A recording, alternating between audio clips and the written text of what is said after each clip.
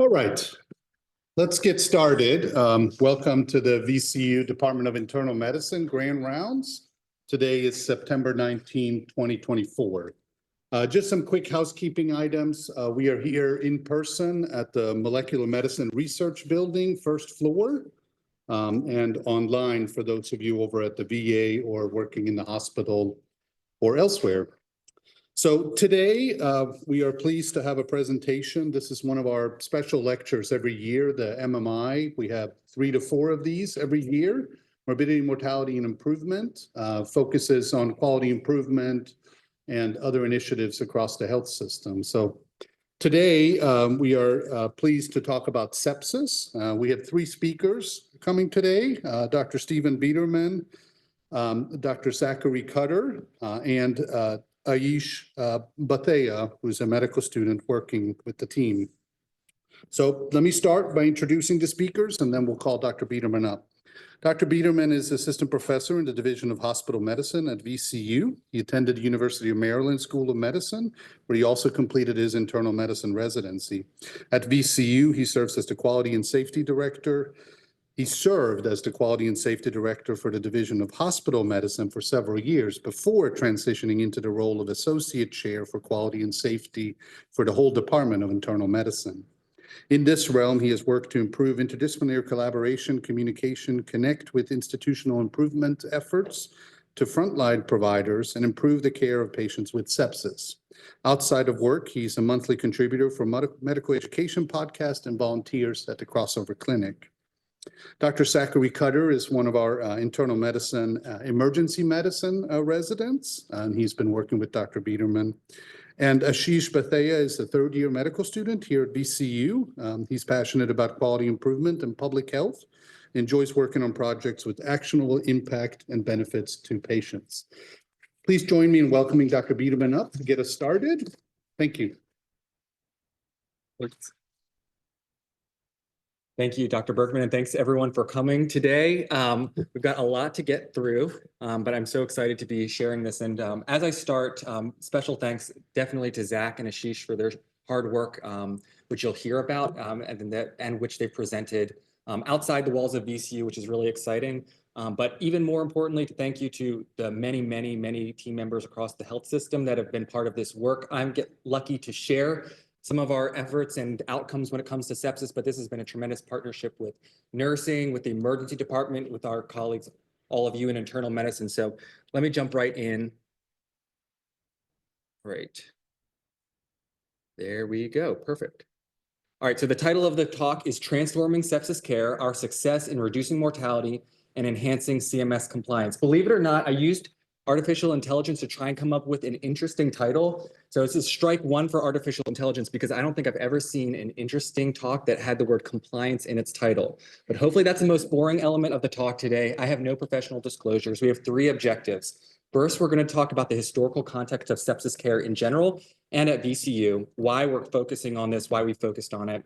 Then we'll hear from Zach and Aashish about our quality improvement efforts here that have been successful in some really cool ways. And then I'm going to end the talk by talking about some ongoing controversies, what the future could look like, and in 5 minutes going to create a predictive model for sepsis as a proof of concept. It should be exciting. We'll make sure we get there. Let me start with a quote. This is from Microsoft Copilot, our AI-approved productivity tool about sepsis. Improving sepsis care is like trying to catch a shadow. It requires relentless pursuit, precision, and the ability to adapt to ever-changing forms. So this doesn't make any sense whatsoever, right? Just think about it for a moment. It doesn't make any sense. And I think, there's a lot of excitement and interest in artificial intelligence. And I'm one of those people that's like into it, but we got to be careful because I don't think like it always gives us something that sounds good, but maybe not something that's helping us. So the only thing that I think is really good is the idea of ever-changing forms, because I'm going to take a moment right now to look back about sepsis and then we'll look towards the future.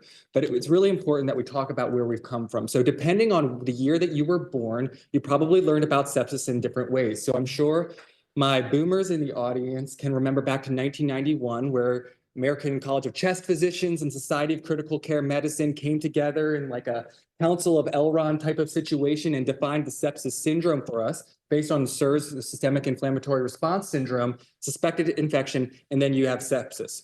For most of our millennials, you probably go by the sepsis 2 definition that came out in 2001 that really didn't change a whole lot about the sepsis definition, but added more specificity specifically surrounding severe sepsis, which is sepsis plus end organ dysfunction. However, and I'll put this in the words that maybe the Gen Zers will get, the sepsis 2 was mid. We needed something with more riz. And so we got something new. It's giving main character energy. Here it is, sepsis 3 definition came out in 2016. It eliminated the term severe sepsis, as we all know, and it also removed the element of the SIRS criteria. And instead, emphasis added by myself, sepsis is life-threatening organ dysfunction caused by dysregulated response to infection. So now, gone are the SIRS criteria. Now you really need to have organ dysfunction, and they defined it by the SOFA score. So with everything in sepsis is controversial. And you may say that the SOFA score wasn't that validated in the 90s to predict mortality among sepsis patients, not to diagnose sepsis or define the organ dysfunction. And that is a fair point, but this is what we have. And this is what is accepted now as the sepsis 3 definition for sepsis. So I bring this up because there's significant overlap between the two definitions, but they do remain distinct. This was a prospective study from a couple years ago out of Sweden. It was kind of interesting. They were looking at blood culture positivity rates, but I pulled this up because I thought this was a good illustration of kind of the fact that while sepsis 2 and sepsis 3 they share a lot of overlap. In fact, in this study, they found really a high amount of overlap. There are patients that meet sepsis 2 that really don't meet sepsis 3 and vice versa. So why am I even talking about sepsis 2 if it's in the past? Well, the reason is because CMS back in 2015 introduced the severe sepsis and septic shock management bundle. This is also called SEP1. And even though it was created in 2015 based on sepsis 2, it's still actively in use today. So for those of you who do not know, we have a bunch of quality measures that we're responsible to report to CMS. So we bundle up all this data and we send it to CMS, which is the Centers for Medicare and Medicaid Service. And then they make it publicly available so that you as a consumer could look and compare how good we take care of patients at VCU compared to Chippenham, compared to UVA, et cetera. And one of those is surrounding sepsis. And what CMS has said is that for any patient that walks through our doors that have sepsis, there's a number of things that we've got to get right to appropriately care for those patients. And they're in the boxes that you can see here. So the first thing on the left is the idea of time zero. When sepsis is recognized or suspected, now we're on the clock, and within 3 hours, we have a number of things that we've got to do. Check a lactate, obtain blood cultures, give broad spectrum antibiotics, and then give IV fluids if they're hypotensive, lactates greater than 4, or document why we're not giving it if it's a heart failure patient or end-stage renal disease, et cetera. And then within 6 hours, we've got to repeat the lactate, start pressors, and then reassess the patient's perfusion. So to summarize, sepsis 3 is in, sepsis 2 not completely out yet. So why are we talking about this at VCU? Well, in the last 5 years, we experienced 2 major disruptors to how we deliver healthcare. One being our transition to Epic, and then second being the COVID pandemic. A lot of the processes that we had put into place to appropriately recognize and respond to sepsis were lost over these last 5 years. And added to that, sepsis is frequent, dangerous, and our treatment compliance is publicly reported. So just a word on that. In terms of frequency, sepsis is our #1 most common primary disease diagnosis. And if you read any article about sepsis, they often list just dramatic figures like $22 billion or 50 million people worldwide. But how about here at home at our hospital? Sepsis was the primary disease diagnosis in 2023 in 1,300 patients. It was present as a diagnosis in 3,800 patients. So that represents anywhere from 3 to 8% of our total adult admissions across all service lines. And here in the Department of Internal Medicine, we take care of about like 85% of patients who have sepsis. So these are our patients, and conservatively, that means we're seeing about 4 new cases of sepsis every day. So super, super common. Is also dangerous. More people die from sepsis at VCU than from any other disease diagnosis. It's our #1 most common diagnosis for observed mortality, index, and return readmissions, which is no surprise given how common we see it. But the other aspect that we noticed in surveying our own data is that our post-epic and post-pandemic trends was that our observed to expected mortality, meaning how many patients passed away compared to how many patients we would expect, was worsening with after the transition and after the pandemic. And then there's also several studies that suggest that hourly delays in antibiotic administration in sepsis are associated with increased odds of in-hospital mortality. And then finally, as I said before, I talked about the CMS sepsis bundle that we have to make publicly available. Our performance in that bundle since it came out in 2016 has been really poor. We've been in the lowest quartile of academic medical centers for every quarter since its creation. And our bundle compliance on average is 27% from 2017 to 2023. The academic medical center median is 46%. So it's not like everyone's at 100% compliance with that bundle, those activities we got to take, but definitely a room for improvement. So recognizing that, back in August of 2022, we formed an improvement group with 3 goals. 1, to establish a standard process across all of our emergency departments and adult inpatient floors, excluding ICUs, for recognizing and responding to sepsis. 2, to improve our compliance with the CMS sepsis bundle. And then 3, improve our outcomes for patients with sepsis. So with that, I'm excited to welcome up Aashish to talk about some of our efforts.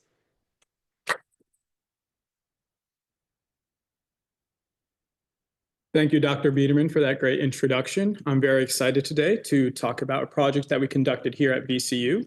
The title of the project is Towards Standardization and High Reliability, Improve Sepsis Screening and Emergency Department Triage Across an Academic Health System. So first, I'm just going to cover why is this QI study important. I know Dr. Biederman mentioned the background of sepsis. We're going to focus a little bit more on what this project was hoping to address as well.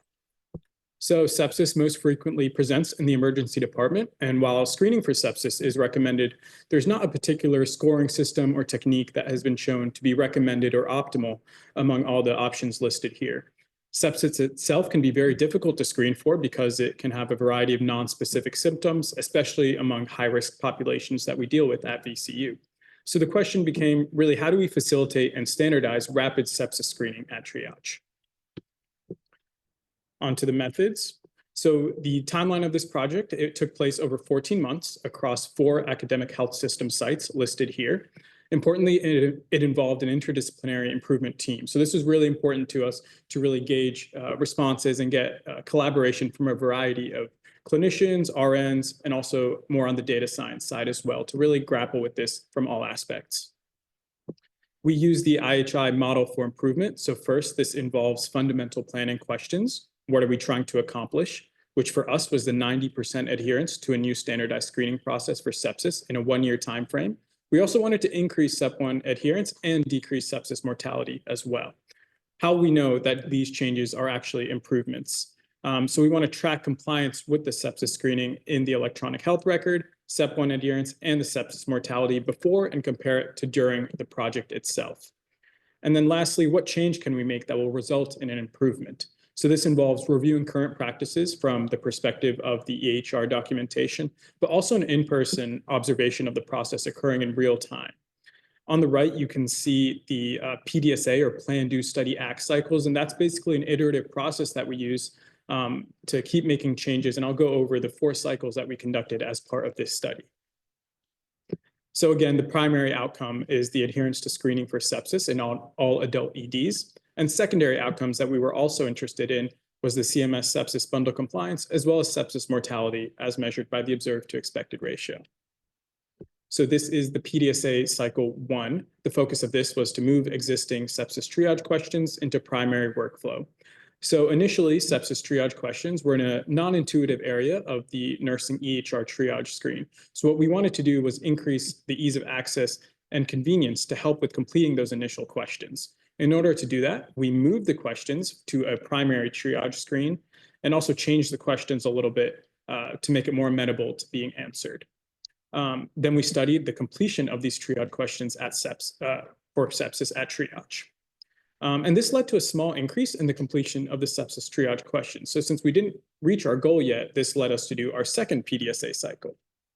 And this involved really matching the triage process to actionable to meaningful actions that the team can undergo.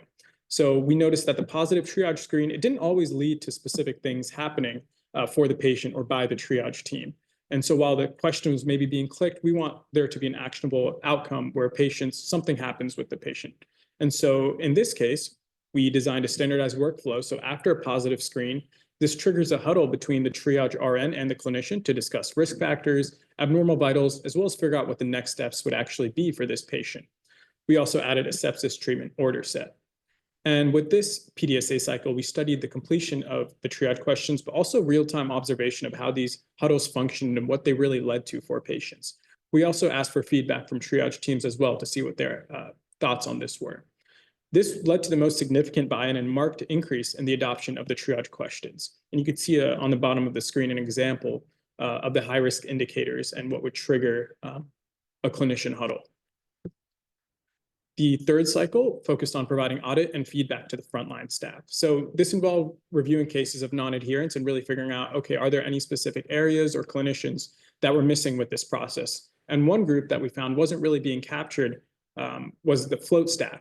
So adding an onboarding education for them to really make sure they're involved in this process as well became important for us. We also identified knowledge gaps and staff perspectives. And this led to the screening efforts having a pretty strong buy-in now that we've increased our education efforts and really included groups that maybe weren't as aware of this process prior. And our last PDSA cycle was to clarify triage questions. And there was some confusion on the wording of the triage questions. So what does a concern for serious infection really mean? And so the word serious was removed from the question. We also continue to monitor the completion rates of the sepsis triage questions. And after this PDSA cycle, we found that there was consistent completion of the triage screening for sepsis in over 90% of patients, which was our initial goal. So this led to the end of our PDSA cycles. So overall, what did we find in our analysis? So while before triage, the pre-intervention screening rate was less than 40%, after the fourth cycle, which you can see on the screen here, on the graph on the right, the post-intervention rate was over 90%. Also, most notably, you can see the largest increase after PDSA cycle 2. So that was the one, remember, that we matched the EHR triage process with the RN and clinician huddles to really make sure there was actionable outcomes when a sepsis screening triage question was triggered. For our secondary outcomes, first, the increase in SEP1 compliance. We increased from an average of 27.4% to 46%. So that's right around the median for the academic medical center data set. But notably, in the last 6 months, we've been in the top half of the academic medical centers, and this has continued into the current year. So we're seeing a lot of continued improvement, especially towards the tail end of that project, which is very promising. And importantly, sepsis mortality, right? The whole point of this is to make sure that patients are benefiting from this and we're decreasing mortality. And so we can see the average sepsis mortality has decreased from observed to expected ratio of 0.98 to 0.82. Again, the median for the academic medical center is around 0.8, so we're hovering around that number right now. The top quartile would be 0.68, so that kind of gives us something to work towards as we continue this project. So what are important takeaways from this project when we really interpret what the data really means? So as an overview, again, this was an interdisciplinary multi-stage QI project. It led to sepsis screening rates of greater than 90% at all the facilities. It led to increased SEP1 compliance to 46%, and also decreased sepsis-specific mortality as well. So we met all these major outcomes that we were looking at, both the primary and the 2 secondary outcomes listed here. The largest takeaway one is that the largest improvement occurred with the PDSA cycle 2. So this really shows the importance of integrating clinical team workflows and EHR pathways when people can see that, okay, my question that I clicked here, these high-risk indicators really triggered some meaningful action for the patient.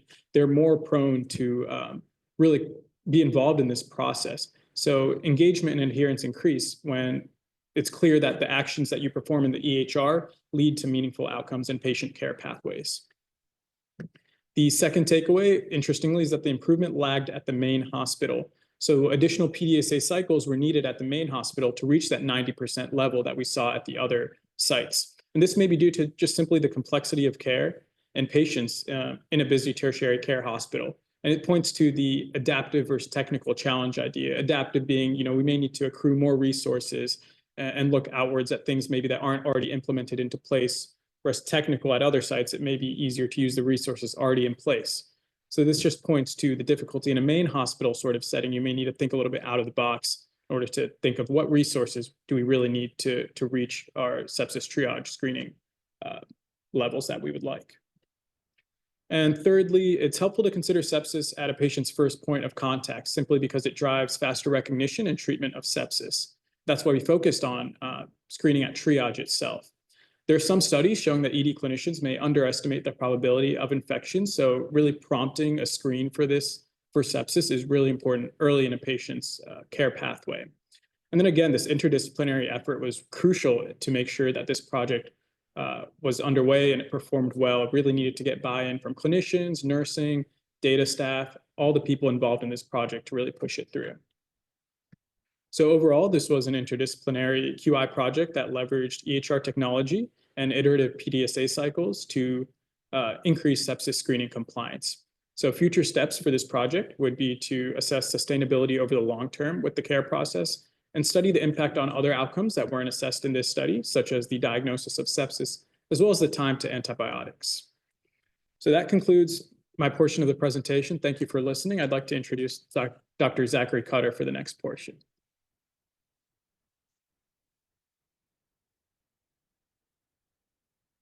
All right, thanks, Aashish. So I'm going to talk about the creation, implementation, and validation of a novel sepsis warning score here at some of the VCU emergency departments. So we've talked a lot about why sepsis is important. Certainly, we're all aware that early recognition and treatment is associated with improvements in outcomes. And this is a diagram from the Surviving Sepsis campaign. This is kind of stuck in team rooms, sort of all over the place. I think people are familiar with what this looks like. But it starts at the very beginning where it says initiate this bundle upon recognition. And what does recognition mean? What does the diagnosis mean here? And it's sort of hard. It can be gray, certainly, but there are some rapid screening tools that are available to help us make that determination. But there really isn't one tool that exists to say this is sepsis or it's not.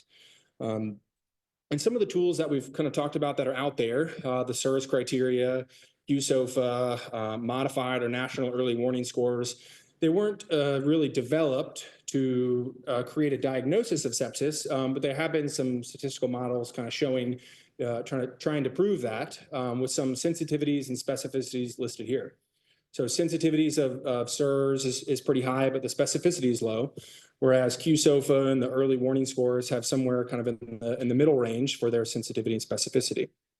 The reason I added EPIC here is, as Dr. Biederman kind of talked about when we kind of made that transition in 2021, we adopted EPIC's own sepsis screening system. The challenges really with that is there wasn't a great, we didn't really have a good understanding of what was involved in their screening tools itself. It was sort of behind the curtain a little bit. There were a lot of pop-ups. There weren't a lot of meaningful engagement for folks. There's some data in JAMA showing that there was some criticism a little bit. People in the emergency room didn't really trust the scoring system itself. So VCU said, okay, this is what we have right now, but we want something different. We want something that is straightforward, that we can interpret, that we're not going to have this alert fatigue from pop-up after pop-up when we're busy. And then, so what we did is create a new score that alerts providers when the scoring threshold is triggered, creates this best practice advisory, and then we studied it. So the patients that we looked at were patients who came into the emergency room at VCU, Tappahannock, CMH, and New Kent. We looked over a 6-month time period, and we looked at patients admitted to the hospital with an ICD-10 code of sepsis. And our intervention was the creation of this new screening score with its associated best practice advisory pop-up.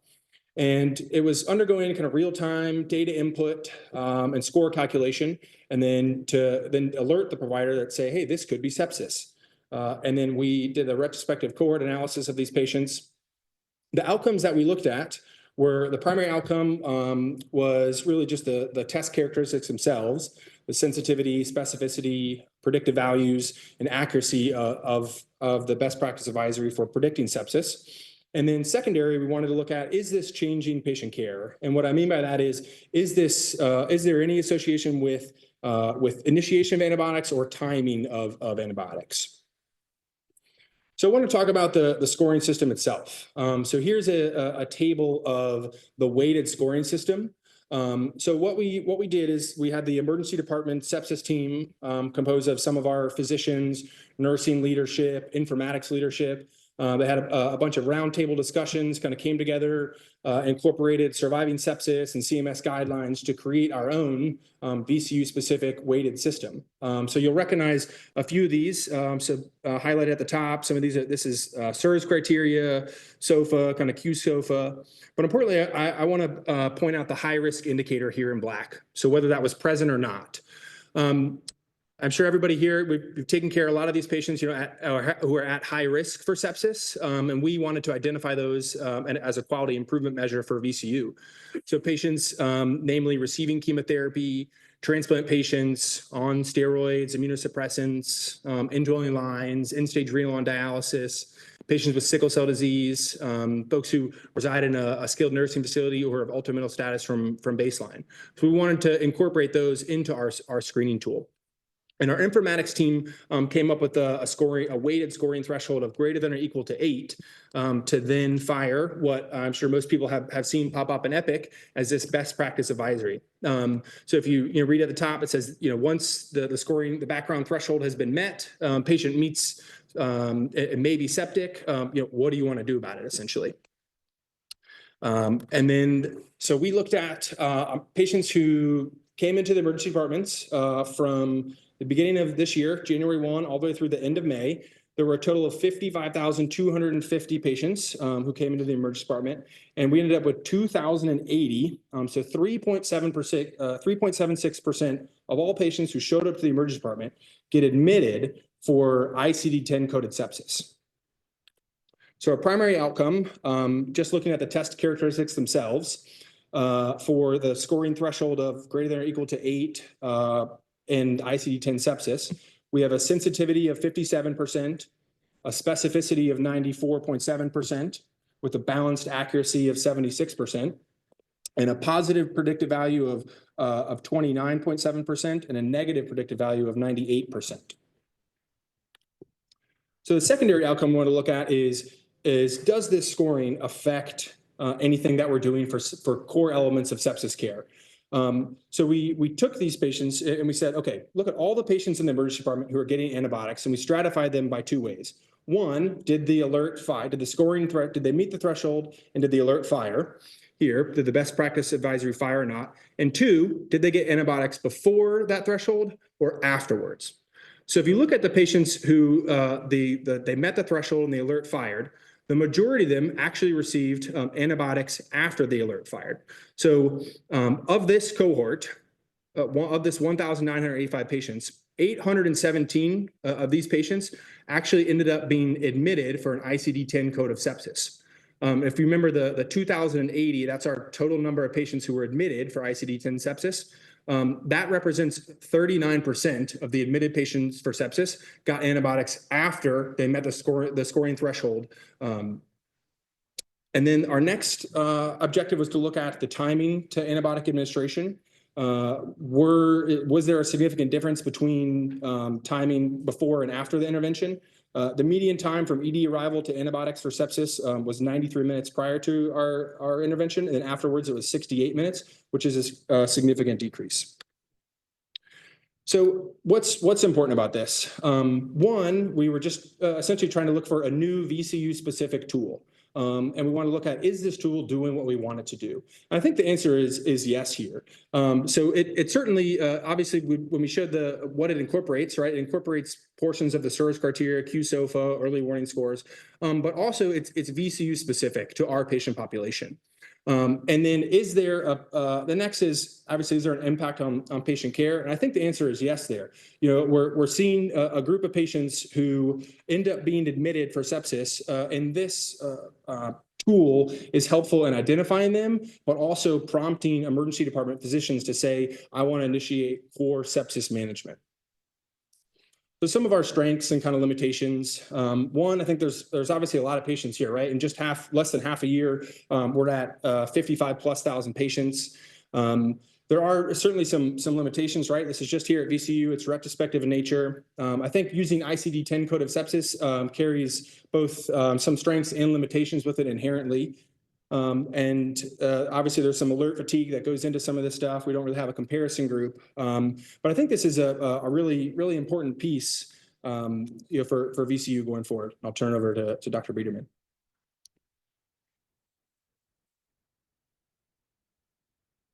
All right, thank you, Zach and Aashish, for racing through that. I gave them strict time limits, which I, of course, have exceeded mine already, but I guess I'm the boss at that. But let me summarize what our goals were. One was to establish a standard process for recognizing and responding to sepsis in our EDs and adult inpatient floors. So at this point, we're above 95% screening in the emergency department. And as Zach pointed out, our time to antibiotics has decreased and significantly. And I'm going to show you some slides in a moment about some of our care on the inpatient wards as well. If you want to really improve sepsis care, we realized quickly that you've got to start in the emergency department. And so that's why we've really been thankful for the great partnership that we've had with our ED colleagues who've really bought in and worked hard with us. It's been a pretty awesome collaboration. The second objective was to improve our bundle compliance in our publicly reported measure. And I'm proud to say that we're in the top 50% of academic medical centers for the first time ever. And then finally, our mortality has decreased, as Aashish showed. Just a word about what we've done on the inpatient floors. We've really tried to focus and streamline the process to make it easier on the frontline clinicians, recognizing that sepsis usually presents in the emergency department, but when it presents on the floor, those patients are particularly high risk for adverse outcomes. So just so you know, we have a background BPA alert that's running and calculating a score every 15 minutes. And when a threshold is reached, it fires an alert for the bedside nurse and our rapid response teams, who we think are our best kind of line of defense to recognizing sepsis in this particularly high risk population. And what we're seeing here is, I'll show you here. At the medical center, this on our inpatient units is firing on 8 to 9 patients per day, and a new sepsis alert is called about 17% of the time. So these are our patients on our inpatient floors, mostly in the Department of Internal Medicine. For 8 to 9 patients, a sepsis alert's firing, the rapid response team and bedside nurse are huddling. But what can we see from these results?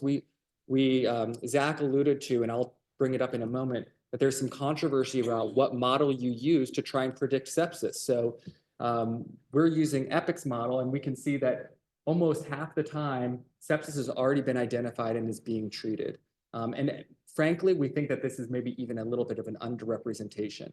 And the portion of patients for whom new sepsis is recognized is 17% of the time.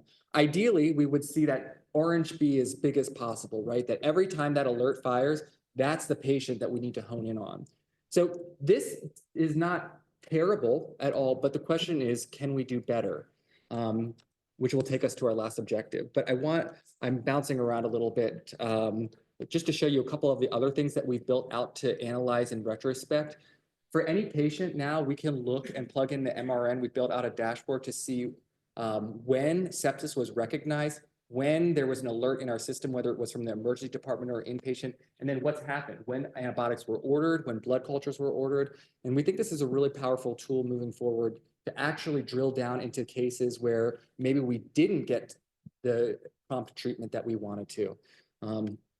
And then if you're concerned for new sepsis, use the sepsis treatment order set. We're working to push that in front of the clinicians when it's relevant, and then not rely on us trying to remember to use order sets when we have a million other things going on. Let's talk about the last objective. We're doing great on time, and I'm excited to talk about some controversies in sepsis care and what the future of sepsis quality improvement might look like. Okay. So back in February, Society of Critical Care Medicine outlined 5 top clinical research priorities surrounding sepsis, which I put into these boxes. They're all really interesting questions and I think really important questions, but I'm highlighting the top 2 because that's the ones that I find super interesting. Can a personalized or precision medicine approach identify optimal therapies to improve patient outcomes? And then the second question is, what is the best strategy for screening and identification of patients with sepsis? And can predictive modeling assist in real-time recognition of sepsis? So could we use Microsoft Copilot to do something other than give me a fake quote about sepsis? All right, so let's talk about the first frontier I'm seeing, and this is really common sense, right? Moving away from a one-size-fits-all approach to sepsis as a clinical syndrome. And many people probably have been talking about this forever. This was a retrospective study that was just actually published last month in Annals of Internal Medicine. And the premise is there's so much variability among our patients, whether it's host factors, patients that are transplant or are actively receiving chemotherapy compared to a healthy 35-year-old, infection type, organ dysfunction. There's so much variability here. And yet we, and especially with the CMS SEP1 bundle, really are kind of put into a narrow box or a specific box of one size fits all approach. And so what this looked like is it just took two parameters, and you see in the vertical axis here, the source of infection, and then in the horizontal, the type of organ dysfunction. And unsurprisingly, they saw huge rates of variability in mortality depending on the type of infection and the organ dysfunction. And this, to me, is not necessarily, this was more like a proof of concept that we can and should be taking specific and different approaches to patients and trying to drill down into those who are at really high risk to those that maybe are still at risk, but how do we find those really sick patients and maybe we target them and treat them differently. So how can we, and this, I really wanted to try and make this practical. How are we actually going to do this here at VCU?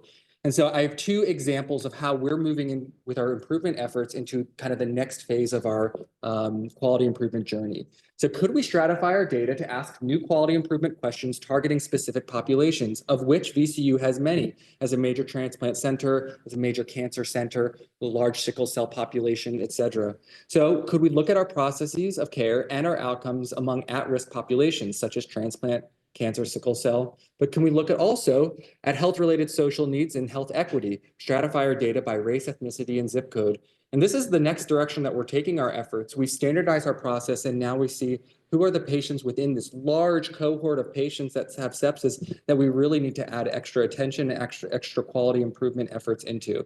And we really also want to let the data drive new hypotheses and tests of change. So as just an example, we've pulled, and this is just how we're starting, we decided to look at transplant patients. So if you have had a transplant patient versus not had a transplant and come in with sepsis, is there differences in median time to antibiotics? And interestingly, you can see here on the graph on the left, it looks that actually there, even though for both populations of patients in blue who've had a transplant or orange who've had no transplant, we've seen an improvement with our intervention. So that's good. And it looks like it's kind of similar improvement.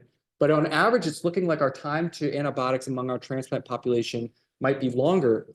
So there are a million caveats that we could put on that graph and that could better explain this data. It's not necessarily indicating that there's anything that we're doing wrong, but it helps us to start asking the questions and drilling into this data and looking at things in a different way than we've looked previously, and especially among our at-risk populations. Similarly, let's look at the graph on the right. We also stratified our data looking at race, noting that historically, patients who have sepsis that are Black have had higher mortality as compared to white populations.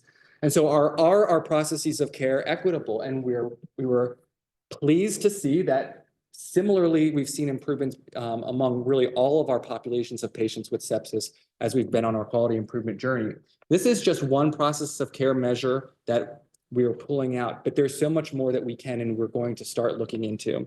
And the second frontier that I wanted to talk about was use of risk models for predicting and screening for sepsis. There's so much that could be said about this, and so we're going to just do a little bit. But first, let me say this. In 2021, the Surviving Sepsis Campaign guidance said, we don't recommend any specific screening system for sepsis. So, for a lot of health systems, they'd had a SIRS alert. If someone met SIRS, you're going to have to screen them for sepsis. And then in 2016, the Q-SOFA was in fad, and really that's lost a lot of popularity, especially in 2021, where they recommended against using Q-SOFA compared with other risk scoring systems. This is kind of what Zach was referring to.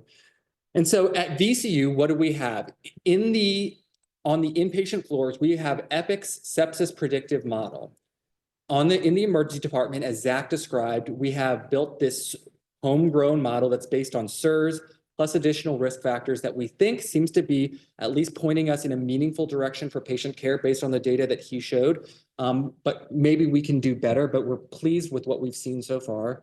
Many health systems use Muse score as an alerting system. So Muse is similar to SIRS, but it's a little bit more complexity to it. And we actually activated this in Epic. And so for any resident that's listening, you can wrench this into your tabs on your home screen. And it's really a helpful kind of gestalt. How off are this patient's vital signs? And it gives you like a red circle when those vital signs are abnormal. So I think it's a powerful tool. But let me talk about Epic's model for just a moment. So to put it mildly, the model is controversial. There's been several studies that have supported it, but really several high-profile studies that have been very critical of Epic's sepsis predictive model. And here we have 3 studies in JAMA, New England Journal, and another JAMA article that retrospectively looked at the performance of Epic's sepsis model, which is taking in about 68 different variables and every 15 minutes calculating a risk for sepsis score. And when it reaches a threshold, it fires, like we said in our process. So the long and the short of it, because there's a lot that could be said about it, is that it is actually pretty accurate in predicting sepsis in retrospect. It's better than SIRS, it's better than QSOFA, but the biggest criticism is the timing of things. So it's alerting people to sepsis after we've already figured out that they have sepsis. So is that clinically meaningfully relevant? No, it's not helpful.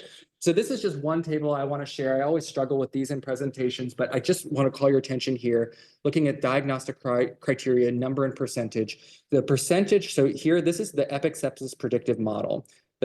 It was capturing 20% of patients prior to the time zero when sepsis was recognized. So look here at the 65%. That's how many patients, the percentage for which it was firing after they've already recognized sepsis. So on the one hand, it's like great that it's recognized so many patients, so we could look back and see if that alert fired, that patient did have sepsis, but if it's not helping us in the moment, then we need something different and something better. So the question is, can VCU improve screening and identification? So with that, I have a number of different options here. We could continue to use our Epic Sepsis Model 1, and we've seen some good outcomes with consistent, reliable commitment to our process for how we take care of patients. But I think we can, in the future, do better with a scoring system in the background. Epic has a modeled version 2 that is now live, that's reportedly performs much better than the Model 1, and it's based on Sepsis 3 as compared to Sepsis 2. So that's an option. We could shift as option 3 to a simpler model, use something like SIRS or Muse, which everyone understands and is really easy to digest. Or option 4, we could use machine learning to create our own sepsis model. So people throw this out all the time, say, yeah, why don't we just create our own model? We'll use some deep learning and this and that. And I'm like, well, I use, Microsoft Copilot to make puns about Taylor Swift. How are we going to get that to actually do a predictive score for sepsis? So I wanted to ask the question, is this actually possible? So this has been done. The most studied systems for using deep analytics, a predictive modeling, artificial intelligence are 1, the Epic model, and then 2, the True Score, which is coming out of Johns Hopkins and some hospitals in Baltimore. And the data that they presented is really compelling, that they've had a huge reduction in their time to first antibiotic order among patients with sepsis, and they've got an alert that's being used by everyone. So it almost sounds too good to be true, having gone through 2 years of trying to get an alert and a process put together, but it's pretty compelling. So what would we actually have to do here at VCU? We have just enough time to get through this. This is perfect. Well, we would need to define our population in retrospect. We would need to automate the retrospective identification of sepsis using our EHR data. Then we would need to identify a machine learning program that we would want to use. We would need to train that program with our data, define a scoring threshold, and then implement that into our workflow. The great thing about this, and I'm going to show in a second my demo, is that we've put the workflow into place, which is, in my mind, the hardest part. Getting the people to do the process when they recognize sepsis is always the most, in my mind, challenging portion. All right, so let's go through an example together as a proof of concept. I did this in 1 day to see, could we actually create a predictive model here at VCU based on our own data? So as an example, we know about some hospital medicine team members who have sepsis, but do Tricia, Haim, or Richard have sepsis? So here's a data set that I created completely. I didn't use any PHI. And we have 20 hospitalists with several characteristics: their sex, age, white blood cell count, if they've had a transplant, their creatinine, temperature, systolic blood pressure. And then this is our training data set. So these are patients that we identified in retrospect had or didn't have sepsis.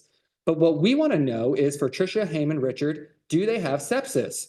So a couple of weeks ago, we had grand rounds from Dr. Hoyt, who just suggested some free data analytics platforms that we could try to use to create predictive models. And so I downloaded Orange, which you can see here. And in the next 5 minutes, we're going to show how we could create a predictive model to screen and recognize sepsis.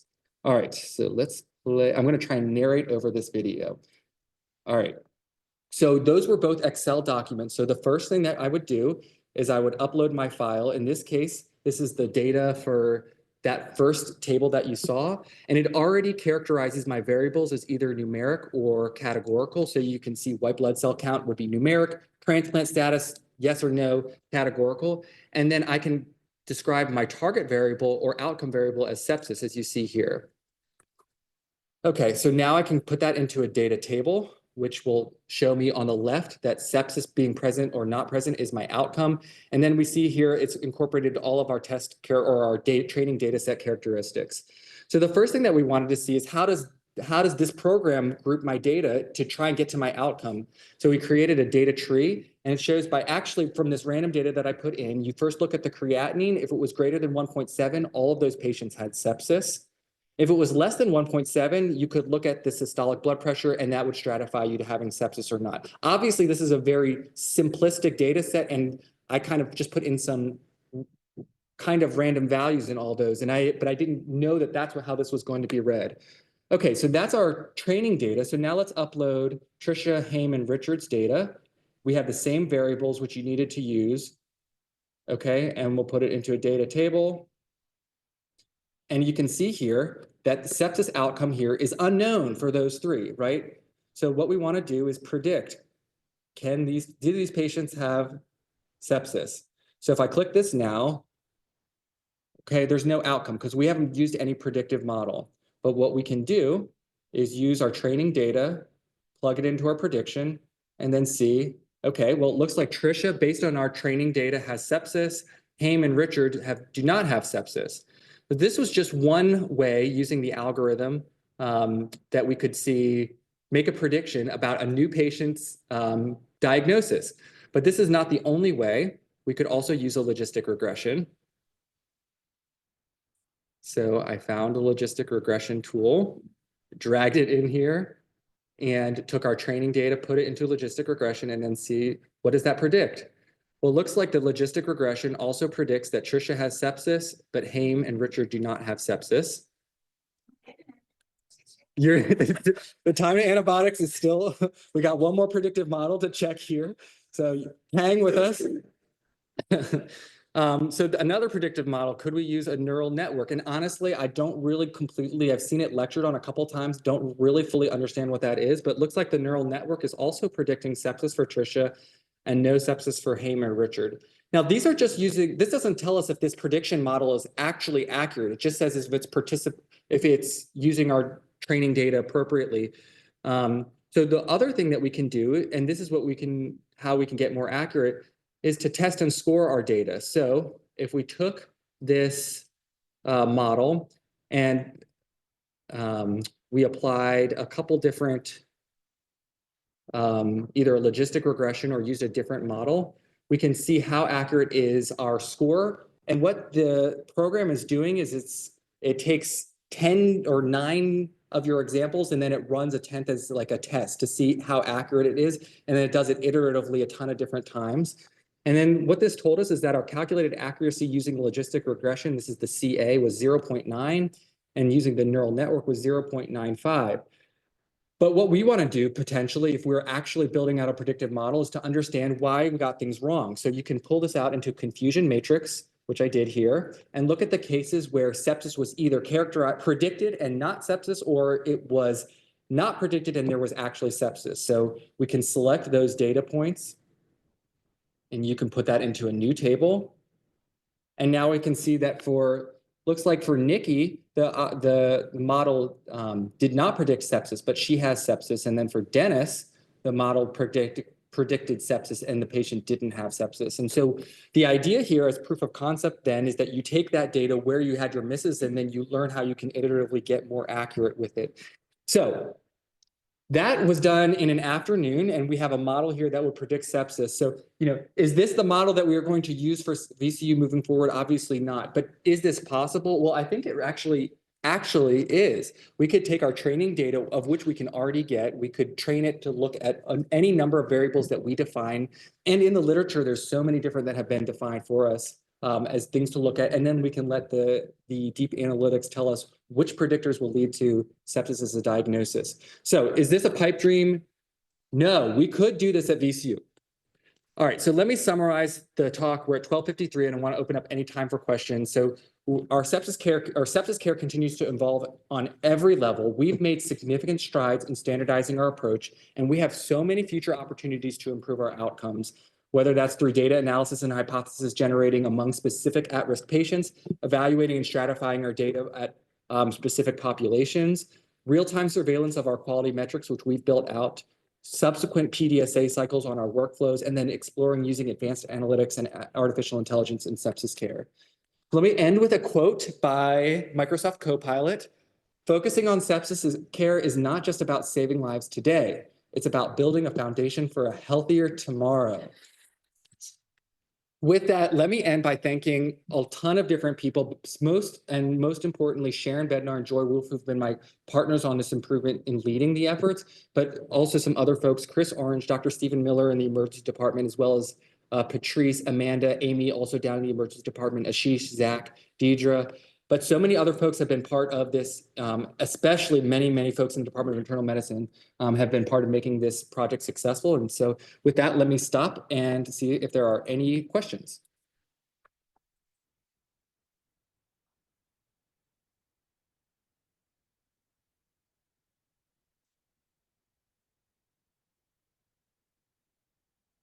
So I have a question you made yesterday. So are we able to go back to the slides on the, I guess, the predictive model of the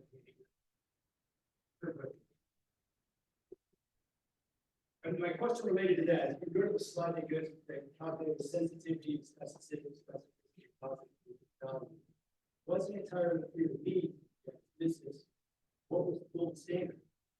You're calculating that half of the comparator is considered the gold standard. Sorry, you're saying for what the score that we put into place in the emergency department. Right, the new model. Yeah, so Dr. Biederman is asking, what is the gold standard for a predictive score? And that is a question that is not resolved. And in fact, in 2021, the Surviving Sepsis campaign really left all of us who want to take care of patients with sepsis hanging. I mean, people talk about sepsis as a treatment in a diagnostic graveyard. So, we have SIRS, which has really a great sensitivity, a terrible specificity. There's SOFA scores, which really has limited utility early on. QSOFA really we thought was going to be the answer. So the bottom line is there's no gold standard when it comes to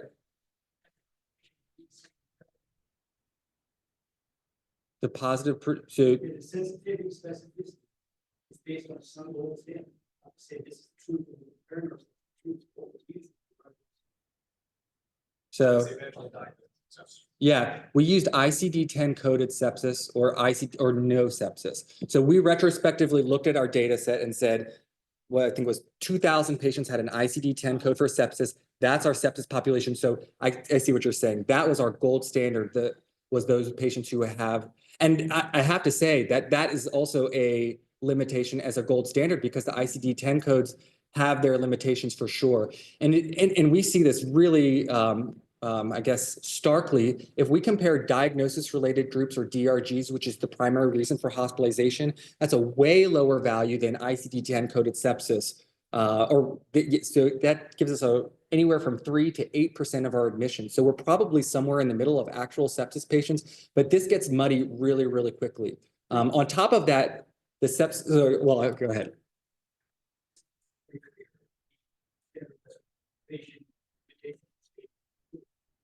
Suggesting this is a very cool project, but it should be published.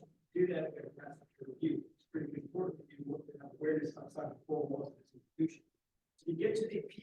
calculation, something to consider before it out. It looked like there was a downgoing trend already. For your quasi-experimental intervention. Yeah. Do you see the trend? Pre-intervention is 93 minutes. If you do a trend line, it's probably going down already. Oh, I agree. And none of the interventions that we've done have been in isolation. And that is kind of probably the iterative nature of quality improvement in general. So this was not done as a research project where, and maybe in retrospect, we would have do only one intervention and then only another intervention. So it's a fair point. So I guess Dr. Biederman's, for anyone in the audience, is saying this trend was already improving prior to the go live with the new score. Totally valid point. That to interesting time series analysis, including the dates of the other interventions, we may have a relative measure of what impact will support that already increasing timeline. That's actually very important. So if you find something positive, if it pulls into account other interventions, that makes it more rigorous. Dr. Biederman has brought up, for those online, some suggestions for how we could make this a little bit more rigorous, and I agree. I will say, Dr. Cutter had this quality improvement accepted at a national conference. I'm very proud of him. He's going to go represent us, but maybe we take a look at this so he can also speak about some of these things that Dr. Biederman has described. And so maybe we'll follow up with you or others about some of that. Yeah, I agree. Yeah. Yes. I had a question about the time to antibiotic.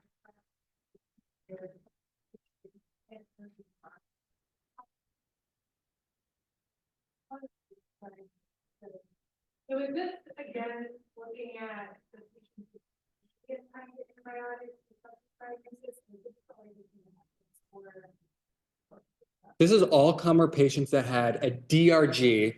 And so honestly, in some ways, this is really like to demonstrate our concept that we need to dive into this deeper, but these are DRG sepsis patients. So we think more accurately that these are actually sepsis patients.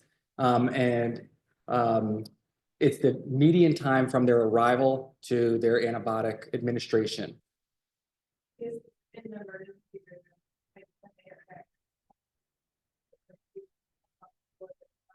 So that's one of the caveats. It could be a patient that for sepsis being recognized while they were on the floor. The volume of patients is very high in both of these populations. I was actually shocked to see how many patients we have with transplant that have sepsis.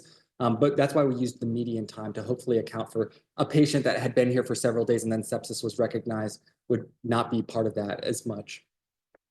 We know in sepsis in general that 85 to 90% of sepsis cases present in the emergency department itself. And so that's why a lot of our improvement efforts focused and started there. But those on the floor are at increased risk for adverse outcomes. We have time for maybe one more question. Anybody here? Dr. Dow? So,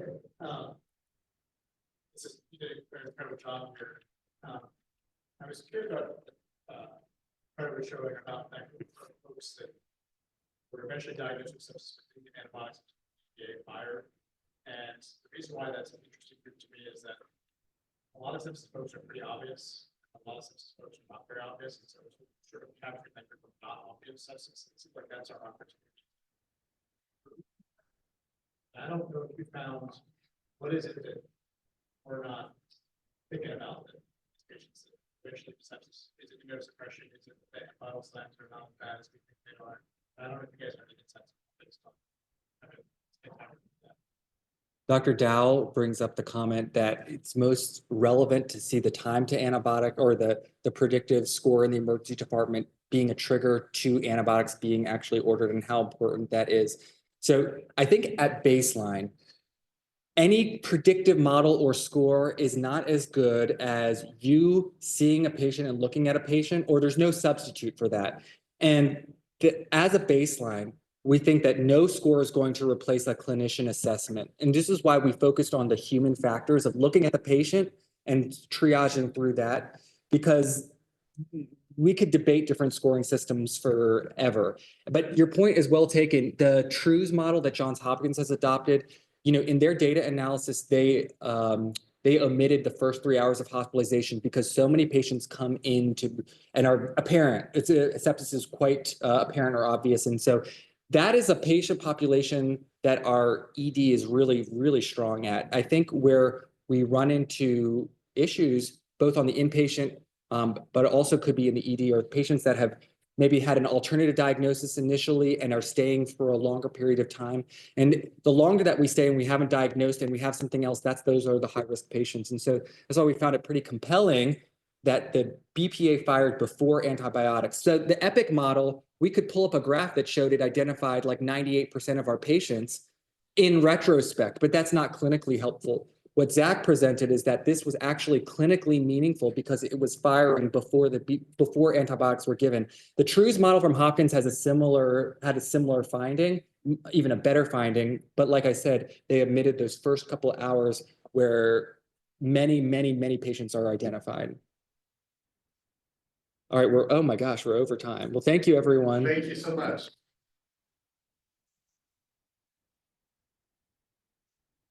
I'm happy to talk to everyone else.